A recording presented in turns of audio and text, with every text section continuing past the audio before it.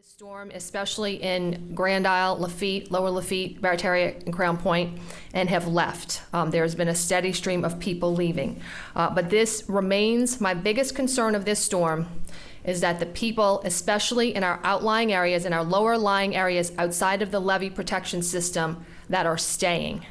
And I'm hearing about, couple dozen on Grand Isle, some in Lafitte.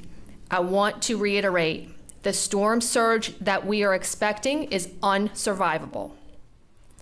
It is an unsurvivable storm surge that we are expecting, and this storm is not supposed to pass through quickly.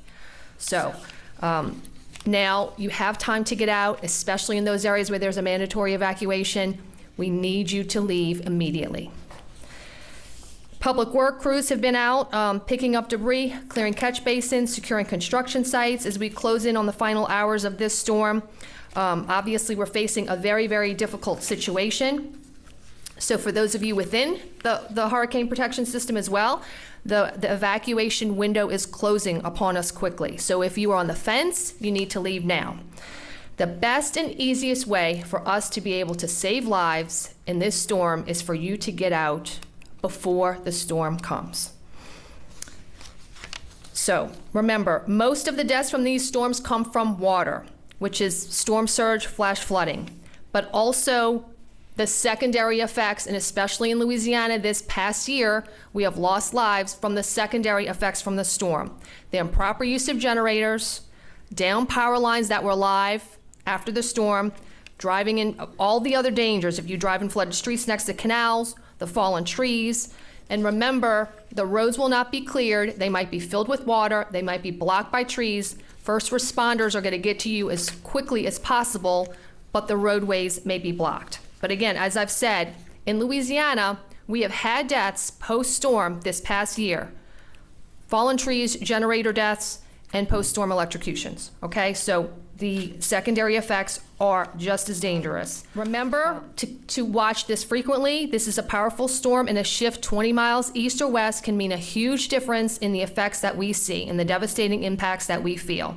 So for those of you who have decided to shelter in place, you need to be where you are for the duration of this storm in the next few hours, and you need to stay there. And remember, as conditions deteriorate, public assistance will be unavailable to you until the storm passes through. We have an excellent first responder community, but they will not be able to respond to you after the winds get very high. And always a reminder that we have COVID in our community, and you need to be safe. The medical hospitals, they're already filled more than usual, so we want to not bring them any additional work with anything that's unnecessary. Our fire services are prepared with their boats. We have 17 boats stationed on both sides of the East Bank and the West Bank for search and rescue. Their motors have been checked. They're stocked with all of their safety equipment. Our fire stations are stocked with functional generators and saws and many other items needed to do a successful search and rescue. We are here at our Emergency Operations Center in Gretna. We are fully activating at 7 p.m., and we're going to remain active throughout the duration of this storm.